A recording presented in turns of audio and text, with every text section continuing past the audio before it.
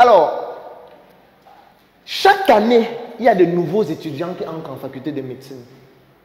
Toujours plus nombreux. On crée les nouvelles facultés. On vient de créer, on est en train de créer une autre au nord, on est en train de créer, on veut créer une autre à l'est. Ça veut dire que dans très peu de temps, il y aura encore un peu plus de médecins qui vont avoir des diplômes et qui vont sortir chaque année. Alors que déjà, ceux qui sont là n'ont pas d'emploi.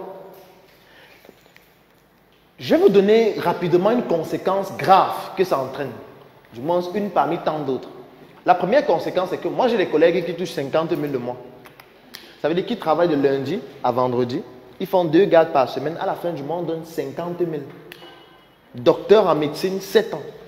Pourquoi est-ce qu'on donne 50 000? Parce que c'est un peu comme les Bayam Salam. Quand il n'y a même pas de pouvoir même surfer sur son téléphone, qu'est-ce que ça entraîne? Ça fait en sorte que les victimes, c'est nous.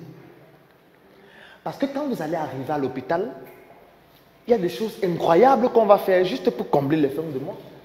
On va vous prescrire un examen qui ne sert absolument à rien parce que chaque fois qu'on prescrit ça, on a 30%. On va vous prescrire des médicaments qui ne vous servent à rien parce que chaque fois que je vous prescris le médicament, j'ai 500. J'ai assisté un jour à une conférence d'un laboratoire de la place ici à Yaoundé, je ne vais pas citer le laboratoire, qui avait invité les médecins pour présenter un nouveau médicament. On arrive dans la conférence, il y avait pratiquement 120 médecins. Et puis, la dame qui était responsable du laboratoire est devant et commence à présenter le médicament, la molécule, etc. Ce qui se passe, c'est que, déjà, avec tellement d'erreurs dans la présentation et tout, mais bon, ce n'est pas ça le plus important. C'était un médicament qui, selon eux, permettait de restaurer le système immunitaire des patients qui souffraient de sida. Pendant sa présentation, il y a quelque chose qui m'a choqué. À un moment donné, elle dit que je sais qu'au Cameroun, c'est difficile. Je sais que les médecins, vraiment, le traitement salarial n'est pas bon, les emplois et tout. Mais on a quand même prévu quelque chose pour vous. Chaque fois que vous allez prescrire ce médicament, vous aurez 500. On va vous donner des facturiers qui ont des souches à chacun qui souhaite utiliser le médicament. Comme ça, chaque fois que vous prescrivez le médicament, à la fin du mois, on vient prendre les souches, on compte et puis on vous donne vos 500.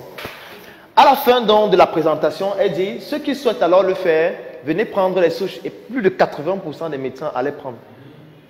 Ils prenaient les souches. Et je vous rappelle que c'est un médicament qui coûte 16 000 francs, qui est interdit dans certains pays en Europe, qui n'a fait l'objet d'aucune étude sur le plan pharmacologique et de ce qu'on appelle la pharmacovigilance pour contrôler les effets d'un médicament à court, à moyen et à long terme au Cameroun, mais que les gens vont commencer à prescrire à vous, à nous, juste parce qu'ils auront 500 après.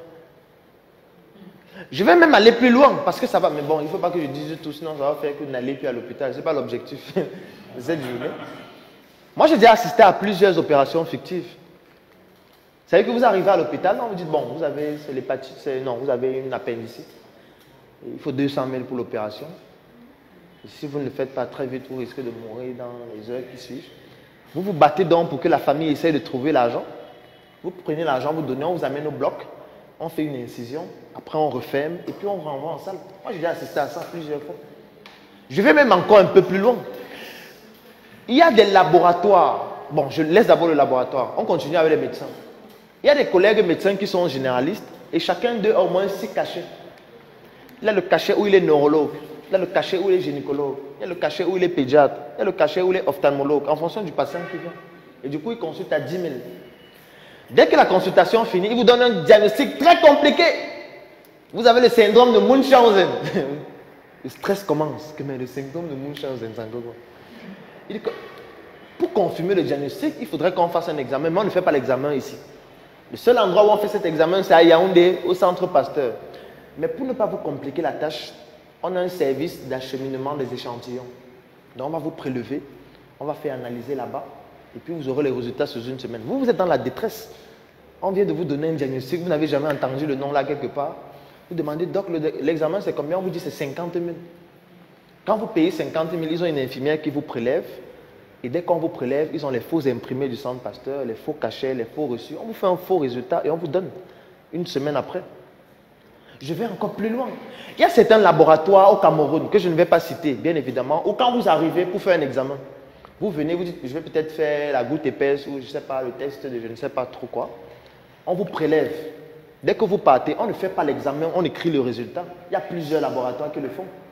Je vais même encore plus loin. Il y a des laboratoires où vous venez, vous devez peut-être faire le test d'hépatite B.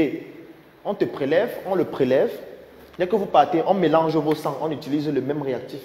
C'est-à-dire que la personne qui fait ça ne comprend rien en immunologie. Et quand c'est négatif, il vous met vous deux négatifs, juste pour économiser les réactifs. Donc je ne continue pas, mais c'est la conséquence de cette situation-là. C'est ça que ça entraîne. Lorsqu'un gars a sa réunion le dimanche, le samedi, il monte à la garde. Que non, il faut que je trouve l'argent de ma réunion. Quand vous arrivez, il dit non, vraiment, il faut opérer. On a mené une étude qui montre que plus de 45% des césariennes qu'on fait aux femmes qui sont enceintes ne servent à rien.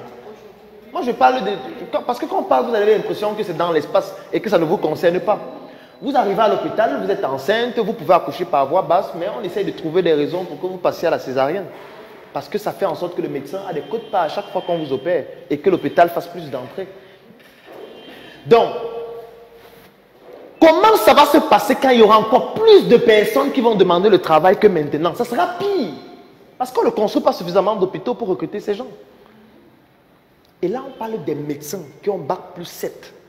Je ne parle pas des infirmiers qui sortent par milliers chaque année. Les sages-femmes qui sortent par milliers.